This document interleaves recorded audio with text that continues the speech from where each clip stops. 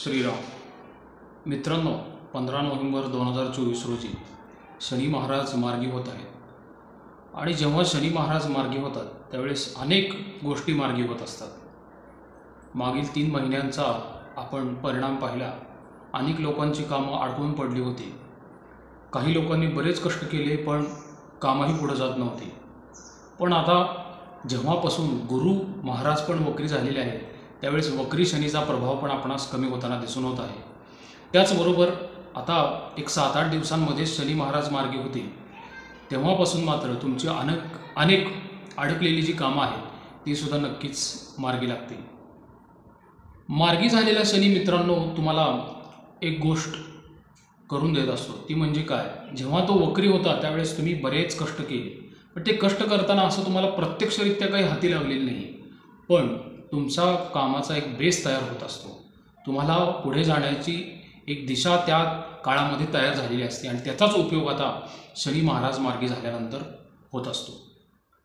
मार्गी शनी मित्रांनो हा कुंभ राशीमध्ये आहे, म्हणजे तो बलवान आहे। इथं आता काही असे जातक आहेत आपल्या चॅनलला जोडलेले ज्यांची मकर रास, कुंभ रास किंवा मीन रास असेल आणि त्यांना सध्या 7.5ाचाही त्रास आहे। अशी एक मनामध्ये भीती असते मित्रांनो, पण सध्याची परिस्थिती अशी आहे की मंगळ कर्क राशीत नीच आहे, गुरु महाराज वृषभ राशीत म्हणजे त्याच्या शत्रू राशीत वक्री झालेले आहेत। वक्री ग्रह बलवान असतात। त्याचबरोबर सध्या रवी तुळ राशीमध्ये नीच आहे आणि मग त्याच्याबरोबर बुधाचंही गोचर असेल। मग हे जे मोठे ग्रह आहेत, बलवान ग्रह, हे त्यांच्या शत्रू राशीतून गोचर करत आहेत। त्यामुळे मला इथं असं स्पष्टपणे सांगू वाटतं की ज्या लोकांना 7.5 आहे त्यांना 7.5चा त्रास होणार नाही, किंबहुना उलट त्यांना 7.5मध्ये चांगली फळं मिळतील। कारण की याचं दुसरं कारण असं आहे की गुरु महाराज फेब्रुवारी 2025 पर्यंत वक्री आहे आणि याच्याचमुळे मित्रांनो कुंभेतील शनी जो आहे तो ह्या राशींना फारसा त्रास होऊ देणार नाही। त्याचबरोबर मंगळही नीच असणार आहे, त्यामुळे मंगळाचाही कुप्रभाव जो असतो त्याची सध्या 8वी दृष्टी शनी महाराजांवर आहे, त्याचाही कुप्रभाव जो आहे तो कमी होताना दिसून येईल। थोडक्यात असं आहे की 7.5 असणारे ज्या व्यक्ती आहेत त्यांनी सध्या काही घाबरण्याचं कारण नाही आहे, कारण की इतर ग्रहांची गोचर ही आपल्या फेवरमध्ये आहे, त्यामुळे नक्कीच तुम्हाला तिथं दिलासा मिळणार आहे। हा थोडासा 3 राशींचा मुख्य विषय होता मित्रांनो। त्याच्याचबरोबर अजून एक गोष्ट मला सांगू वाटते की जेव्हापासून शनी महाराज वक्री होते तेव्हापासून वृषभ राशीला अनेक लाभ होत गेले, त्रास कमी होत गेला। पण वृषभ राशीसाठी मित्रांनो असं झालेलं आहे की त्यांच्या राशीमध्ये त्यांचा शत्रू गुरु हा वक्री झाल्यामुळे त्यांच्या कामांमध्ये थोडे अडथळे वाढताना आपणास दिसून येत आहेत। मग हे जे अडथळे आहेत मित्रांनो हे शनी वक्री असल्यामुळे तर येतच आहेत, पण गुरु महाराज त्यांच्याच राशीत वक्री असल्यामुळे येत आहेत। मग ह्याच्यामध्ये सुद्धा तुम्हाला दिलासा मिळणार आहे ज्यावेळेस शनी महाराज वक्रीतून मार्गी होतील, म्हणजे 7-8 दिवसांमध्येच तुम्हाला तो फरक जाणवायला लागेल की तुमची काही अडकलेली कामं, नोकरीच्या ठिकाणीचा त्रास, व्यापारासंबंधी काही कामं, ह्याच्यामधूनही सुद्धा तुम्हाला काहीतरी यश हाताला लागताना दिसून येईल ज्यावेळेस शनी महाराज मार्गी होतील। म्हणजे आपण असंही म्हणू शकतो की वृषभ राशीचा त्रास जो आहे तो सुद्धा कमी होताना दिसत जाईल। त्याच्यानंतर मित्रांनो अजून एक महत्त्वाची गोष्ट अशी आहे की वृश्चिक रास जी आहे याच्याबद्दल सुद्धा बरेच जातक असे चिंतित असतात की आमच्या राशीपासून 4थं शनीचं गोचर चालू आहे, म्हणजेच त्याला डह्या असं म्हणतात बळे, मग तिथं सुद्धा शनी महाराज त्रास देतील असा एक त्यांचा अंदाज आहे। पण मित्रांनो एक लक्षात घ्या, मंगळ नीच झालेला आहे आणि तो वृश्चिक राशीच्या भाग्यस्थानातून गोचर करत आहे।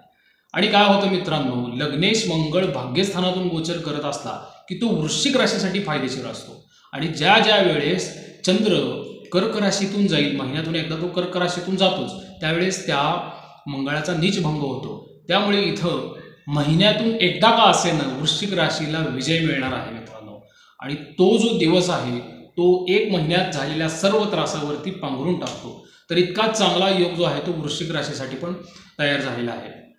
मग बाकीच्या इतर ज्या राशी असतील, मिथुन रास असेल, मेष असेल, सिंह, कन्या किंवा तुळ, यांच्याबद्दल फारशा काही अशा त्रासदायक घटना कुठंच नाही आहेत। उलट यांच्यासाठी ह्या ग्रहांचं गोचर खूप चांगलं असणार आहे, त्यामुळे त्या काही राशी फोकसमध्ये फारशा राहणार नाही आहेत। आता हा झाला राशीबद्दलचा भाग मित्रांनो। थोडंसं आपण मेदनीय ज्योतिषाचा विचार करूया। नुकतंच आपण पाहिलं मित्रांनो की अमेरिकेमध्ये निवडणूक झाल्या आणि तिथेही सुद्धा सरकार जे आहे नवीन आलेलं ते काठावरच आलेलं आहे. जसं की आपण मागे एक व्हिडिओ केला होता ज्याच्यामध्ये आपण सांगितलं होतं की कुंभेतला शनी जो आहे तो भारतामध्ये सुद्धा काठावरतीच भाजपचं सरकार स्थापन करेल आणि सगळे पक्ष काठावरतीच निवडून आले. त्याचप्रमाणे अमेरिकेतही घडलं. तसंच आगामी महाराष्ट्राच्या पण निवडणुका आहेत आणि तिथं सुद्धा एक गोष्ट घडणार आहे मित्रांनो. असा कुठलाच पक्ष बहुमताने निवडून येणार नाही हे तर जग जाहीर आहे. पण तिथं मला असं जाणवतं मित्रांनो की मी सकाळी एक प्रश्न मांडला होता आणि त्या प्रश्न कुंडलीमध्ये मला असं दिसून आलं की महाराष्ट्रामध्ये भाजप, त्याच्यानंतर राष्ट्रवादी काँग्रेस आणि शिवसेना यांची युती, महायुती आहे, ती युती काठावरती कुठेतरी सरकार स्थापन करू शकते असं मला त्या प्रश्नकुंडलीतून दिसून आलं. तर हा एक महाराष्ट्रातील इलेक्शनबद्दल झाला. पुढचा विषय मित्रांनो आहे शेअर मार्केटचा. आता मी माझ्या फेसबुक पेजवरती पण एक भाकीत सांगितलंच होतं की मंगळाचा प्रवेश आता कर्क राशीत होतो आहे आणि शनी मंगळ षडाष्टक योग तयार होतो आहे आणि मग ह्याच्यामुळे नक्कीच शेअर मार्केट भरपूर क्रॅश होताना दिसेल आपल्याला. त्याप्रमाणे आपण मागील 15-20 दिवसात पाहत आहोत की आपलं भारतीय शेअर मार्केट काय रिकवर होण्यास तयार नाही. त्याचबद्दल क्रिप्टोकरन्सी ही वाढेल हेही बाकीत आपण सांगितलं होतं. त्याप्रमाणे आपण बघत आहे की क्रिप्टोकरन्सी सुद्धा भरपूर तेजीमध्ये आहे. मग आता शनी मार्गी झाल्यावर काय होईल? चित्र उलटा असेल मित्रांनो. शेअर मार्केट रिकवर होईल आणि त्याचबरोबर क्रिप्टोकरन्सीमध्ये फार मोठा क्रॅश आपणास दिसून येईल. तर गोष्टी उलट होतात. तराजू उलटा पडतो. जे वजन वर गेलेलं असतं ते खाली येतं. असंच घडत असतं मित्रांनो शनी मार्गी झाल्यानंतर. आता जेव्हा शनी मार्गी होतो त्यावेळेस त्याचं बळ कमी होतं आणि त्याच्यावर मंगळाची दृष्टी पडते. त्यामुळे मित्रांनो नेहमी वक्री शनी जो आहे तो बलवान असतो आणि नुसता शनी जो आहे त्याचं बळ कमी झालेलं असतं आणि त्याच्यावर मंगळाची दृष्टी आल्याने त्याला भरपूर त्याची कामं पूर्ण करण्यामध्ये अडचणी येत असतात आणि ह्याच अडचणीतून एखादं विचित्र सत्य समोर येतं आणि ते समोर आलेलं सत्य जे आहे ते एका मोठ्या जनसमुदायाला मान्य होत नाही आणि त्यातून मग अशा धक्कादायक घटना घडतात आणि मग त्याच धक्कादायक घटना ज्या आहेत त्याच्यामध्ये क्रिप्टोकरन्सी क्रॅश होताना आपण थोडेफार दिसून येईल आणि याच्याच उलट म्हणजे शेअर मार्केट जे आहे आपलं भारतीय ते फार मोठ्या प्रमाणात रिकवर होताना पण आपणास दिसून येईल. पण त्याच्यासाठी मित्रांनो थोडा तुम्हाला वाट बघावी लागेल. साधारण 1.5 ते 2.5 महिन्याचा वाट तुम्हाला तिथं बघावी लागेल. कारण की शनी जेव्हा मार्गी होतो त्याचा परिणाम 20 ते 25 दिवसांनी आपणास व्यापार व्यवस्थेवर दिसून येत असतो. एक प्रकारची चेन जी आहे व्यापार साखळी ती ब्लॉक झालेली असते वक्री शनी असताना आणि मार्गी शनी असताना ती गाठ कुठंतरी सुटते आणि गाठ सुटल्यानंतर तुमच्या व्यापारातली अडकलेली कामं जी आहेत ती नक्कीच तुम्हाला मोकळी होताना दिसून येतील. मित्रांनो डिसेंबर महिन्यामध्ये मार्गी झालेल्या शनीचा परिणाम तुळ रास, वृषभ रास, मेष रास, मिथुन रास यांना खूप चांगल्या प्रमाणे दिसून येईल आणि त्यांना अनेक नवीन प्रोजेक्ट्स, व्यापारी असतील तर नवीन प्रोजेक्ट्स मिळतील आणि जर ते नोकरी शोधण्याची इच्छा ठेवत असतील तर नक्कीच त्या व्यक्तींना नोकरीच्या नवीन संधी प्राप्त होतील. खास करून मला असं सांगू वाटतं मित्रांनो तुळ राशीबद्दल सांगण्याचा विषय असा आहे मित्रांनो, अष्टम स्थानातून गुरु महाराज वक्री होत आहेत. त्यामुळे अशा जर लोकांना काही नोकरीच्या संधी आल्या पण त्या अपेक्षेपेक्षा कमी पगाराच्या असतील तर त्या त्यांनी आहे तशा स्वीकारणं फार गरजेचं आहे. अन्यथा मग भविष्य काळामध्ये त्यांना नोकरीची संधी येणं फार अवघड होईल. त्यामुळे इथं जे काय आहे तुमच्यासमोर त्याच्यामध्ये समाधान मानणं हेच तुमच्यासाठी मित्रांनो फायदेशीर असेल. मार्गी झालेल्या शनी अजून एक घटना घडवून आणेल अशी की जेव्हा तो आता हळूच 3.5 महिन्यामध्ये मीन राशीकडे चाललेला आहे. जेव्हा तो मीन राशीकडे जात असतो त्यावेळेस तत्वांच्या विरोधात वागलेल्या ज्या गोष्टी असतात की नाही त्या गोष्टींना त्याच्याकडून चपराक बसते. ज्या व्यक्तींनी कोणत्या तरी कामामध्ये टाळाटाळ केलेली असते किंवा काही जणांचे पैसे निष्कारण अडकून ठेवलेले असतात त्यांना सुद्धा हा कुंभेतला शनी प्रचंड अडचणीत आणू शकतो मित्रांनो आणि मग त्याच्यासाठीच न्याय व्यवस्थेचा जी आहे ती आपणास ॲक्टिवेट होताना दिसून येईल. याचा मित्रांनो प्रभाव असा आहे की कुंभेतला शनी एकाच राशीसाठी भरपूर त्रासदायक असू नये. तिथं कर्मसिद्धांत असतो. मार्गी झालेला शनी जो आहे तो त्याचे काम करण्यामध्ये पूर्ण स्वातंत्र्य बाळगतो कारण तो स्वतःच्या राशीमध्ये पूर्ण बलवान झालेला आहे. त्याला कुणीही अडवू शकत नाही. त्याला कोणत्याही प्रकारचं बंधन कुठलाही ग्रह त्याच्यावरती घालू शकत नाही. मग हा जो शनी आहे हा एका जनसमुदायावर काम करतो. मी जसं थोड्या वेळापूर्वी सांगितलं मग हा शनी तुमच्या कर्मसिद्धांतावरती काम करेल. ज्या ज्या व्यक्तींनी अनइथिकल गोष्टी भूतकाळामध्ये केलेल्या असतील त्यांना ह्याचा त्रास होणार आहे. जरी तुमच्या राशीला चांगले ग्रहमान असतील तरी सुद्धा कुंभेतला शनी जो आहे तो तुम्हाला कर्म सिद्धांतानुसार कुठं ना कुठंतरी खाली खेचण्याचा प्रयत्न करत असतो मित्रांनो. त्यामुळे मी बऱ्याच माझ्याकडे मार्गदर्शन घ्यायला येणाऱ्या व्यक्तींना असाच सल्ला देत असतो की थोडंसं कर्म जे आहे ते जपून वापरा. अर्थात इथं कुणीही परफेक्ट नाही आहे, पण शक्यतो तेवढी आपण स्वतःबद्दल चांगली भावना आणि इतरांबद्दलही चांगली भावना ठेवणं फार गरजेचं असतं. त्यातून इतरांचंही चांगलं होणं गरजेचं असतं. कधीही आपण कुणाबद्दल वाईट विचार करू नये किंवा वाईट चिंतू नये, अन्यथा आपणास मित्रांनो हा मार्गी झालेला शनी तुम्हाला अडचणीत आणू शकतो. हा मार्गी झालेला शनी जो आहे तो मीन राशीत जाताना एक काडी टाकून जाणार. काडी टाकून जाईल ह्याचा अर्थ असा आहे मित्रांनो, कुठेतरी एक बारीक बीज पेरून जात असतो तो, आणि ते बीज मग पुढं मीन राशीत शनी गेल्यानंतर उघडकीस येतं. म्हणजे ते मार्च 2025 नंतर ते वर त्या बीजाचं रोप तयार व्हायला चालू होत असतं. कारण की हा शनी आता शेवटच्या चरणातून गोचरीने जाईल, आणि हा एक प्रकारची घटना जो आहे तो हळूच कुठेतरी पेरून जातो आणि त्याचं रोपटं मार्च 2025 नंतर येईल. आणि त्याच्यामध्येच तुम्हाला दिसून येईल की देशामध्ये कुठं ना कुठंतरी मोठी मंत्रिपदं जी आहेत ती बदलताना दिसून येतात.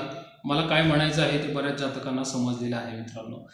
त्याच्यानंतर पुढचा एक विषय फार महत्त्वाचा आहे की कुंभ राशीतला शनी जो आहे तो आर्थिक गुंतवणुकीसाठी फार महत्त्वाचा आहे मित्रांनो. स्पष्ट सांगतो मी, अगदी मेष राशीपासून मीन राशीपर्यंत 12ही राशींसाठी हे लागू होतं. आर्थिक गुंतवणूक कुठेही करताना फार काळजीपूर्वक करा, कारण की हा शनी जेव्हा मार्गी होईल त्यावेळेस जिथं तुम्ही आर्थिक गुंतवणूक केलेली आहे तिथून काहीतरी रॉंग प्रॅक्टिसेस ज्या आहेत तिथल्या बाहेर येतील आणि त्यातून तुमची फसवणूक झाली आहे असं तुम्हाला भासू लागेल किंवा जाणवेल.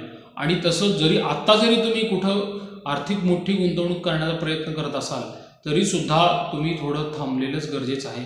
खास करून मला असं सांगू वाटतं की जेव्हा कुंभेत शनी असतो त्यावेळेस रिअल इस्टेटमधील जी गुंतवणूक आहे मार्गी झाल्यानंतर ती थोडी थांबलेली बरी असते, किंवा पूर्ण चौकशी आणि चिकित्सा करून आपणच आपली गुंतवणूक जी आहे रिअल इस्टेटमध्ये करणं गरजेचं आहे.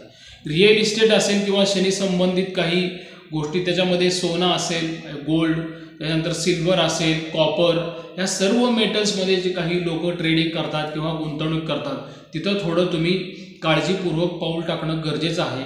याचं कारण असं आहे मित्रांनो, हा शनी पुढं गुरुच्या राशीमध्ये प्रवेश करेल आणि गुरुच्या राशीमध्ये प्रवेश करायला फारसा वेळ राहिलेला नाही, आणि तो जाता जाता सोन्याचे किंवा मेटलचे भाव फार खाली पाडून जाईल आणि त्यातून तुमचं मग नुकसान होऊ शकतं. मग त्यासाठी तुम्हाला फार वर्ष थांबावं लागेल ते नुकसान रिकवर होण्यासाठी. तर हे कुंभ राशीतल्या शनीचं एक वैशिष्ट्य आहे मित्रांनो. त्याच्यानंतर मला अजून एक गोष्ट सांगू वाटते की कुंभेतला शनी हा राहूला क्रॉस होऊन जाणार आहे. मार्गी झालेला शनी राहूला क्रॉस होऊन जाणार आहे. सध्या राहू मीन राशीमध्ये आहे, तो हळूहळू मागे येत आहे कुंभ राशीकडे आणि शनी थोडा पुढं जात आहे. मग ह्यातून काय होतं मित्रांनो, शनी राहू जेव्हा युती होती की नाही त्यावेळेस युद्धजन्य परिस्थितीला तोंड फुटतं. ऑलरेडी जगामध्ये 50% देश असे आहेत जे अशांततेतूनच चाललेले आहेत. त्याच्यामध्ये रशिया, युक्रेन आहे, हमास आहे, इस्रायल आहे, हमासच्याकडे 2-3 देश आहे, इराण आहे. आणि ह्यामुळे मित्रांनो एक गोष्ट होऊ शकते, भारतावरती जे क्रूड ऑइल लागतं भारताला त्याच्यावरती कुठं ना कुठंतरी अडचणीचे प्रसंग तयार होते आणि त्यातूनच आपल्या अर्थव्यवस्थेला फार मोठा सेटबॅक जो आहे तो तिथं बसू शकतो. कारण की हे युद्ध जे आहे हे मीन राशीत शनी गेल्यावर थांबणार नाही आणि शेवटच्या चरणातून हा जो कुंभ राशीतून शनी जातो आहे की नाही तो तिथं पुन्हा बीज पेरून जाणार आहे.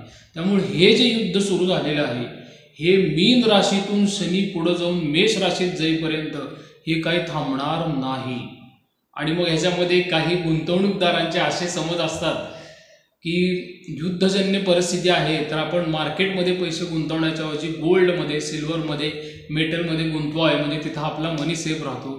तर तसंही होणार नाही मित्रांनो. तेलही जाईल आणि तूपही जाईल. त्यामुळं आहे तो तुमच्याकडं कॅपिटल किंवा पैसा जो आहे तो तुम्ही जपून ठेवणं फार गरजेचं आहे. हे मार्केटमध्ये ट्रेडिंग करणाऱ्या लोकांसाठी मी हा सल्ला आहे. कारण मीनेतला शनी जो आहे तो 100 ने 101% सोन्याचे भाव इतके खाली आणेल, तुम्ही यू कांट इमॅजिन इतके खाली आणेल ते. कारण की जेव्हा तो एका राशीत प्रवेश करतो त्या राशीच्या तत्वांची पूर्ण कुचंबना करतो. पूर्ण त्या राशीचे बळ शोषून घेतो, त्याला कुठलंही काम करू देत नाही. आता ही कुंभ रास त्या शनीची स्वतःची होती, स्वतःच्या घरात तो राजा होता. त्यामुळे ह्या सगळ्या गोष्टी ज्या आहेत ह्या तुम्हाला वेगवेगळ्या क्षेत्रांमध्ये दिसून आल्या घडताना, पण तसं मीन राशीमध्ये जाताना दिसणार नाही. त्यामुळं आता काय होतंय, जसा जसा दिवस मावळत जातो आणि मावळत झाल्यानंतर एक अंधार होतो. मग आपल्याला काय वाटतं की आता दिवस मावळत चाललेला आहे, आपण बाहेर कुठेतरी फिरायला जावं. पण इथं मित्रांनो, शनी जेव्हा मावळत मावळत तो मीन राशीमध्ये प्रवेश करत आहे आणि तुम्ही बाहेर फिरायला जाताल आणि तिथं मग कुठेतरी जाऊन पावसात अडकताल, अशी एक स्थिती जी आहे ती कुंभेतून मीनेकडे जाणाऱ्या शनीची तुम्हाला दिसून येईल. हे चित्र आहे, हे ते डिझाईन आहे शनीचं कुंभेतून मीनकडे जाताना मार्गी झालेल्या. आणि मग त्याच्याबरोबर त्याला भर टाकणारे नीच मंगळ आहेत, वक्री गुरु आहे. त्याशिवाय रवीचे 2 महिनेच गोचर फक्त चांगला आहे, ते म्हणजे वृश्चिक आणि धनु राशीमधलं. त्यामुळे मित्रांनो, be careful while investing in any financial scheme. तुम्ही त्याच्यामध्ये बारकाईने निरीक्षण करून पूर्ण चिकित्सा करूनच पैसे गुंतवणं गरजेचं आहे. अथवा माझं म्हणणं एकच असतं लोकांना की ठीक आहे, फायदा नाही झाला तरी चालेल, पण तोटा होऊ देऊ नये. त्यामुळं तुम्ही शांत राहा, जे आहे त्याच्यात समाधान माना, जसं चाललंय तसं चालू द्यावं. ह्याच्यानंतर मित्रांनो येऊया आपण शेती विषयाकडे. आता हा जो शेती विषय आहे मित्रांनो फार महत्त्वाचा आहे. भारताची अर्थव्यवस्थाच त्याच्यावरती पूर्णपणे अवलंबून आहे. मित्रांनो खरं सांगतो, भारतामध्ये ज्या वेळेस मीन राशीत शनी असेल की नाही, त्यावेळेस थोडासा दुष्काळाचा प्रभाव आपणास जाणवू शकतो. मी एक मध्ये व्हिडिओ केला होता आपल्या चॅनलवरती की मीन राशीमध्ये राहूचं गोचर आहे आणि त्यामुळे पाऊस भरपूर प्रमाणात पडेल, इतका पडेल पूर येतो. आता परवा दिवाळीमध्ये सुद्धा पाऊस भरपूर झालेला आहे मित्रांनो. परतीचा पाऊस होऊन गेला तरी सुद्धा पाऊस पडतोय, म्हणजे ही मीन राशीमधल्या राहूची अतिशयोक्तीच झाली की नाही.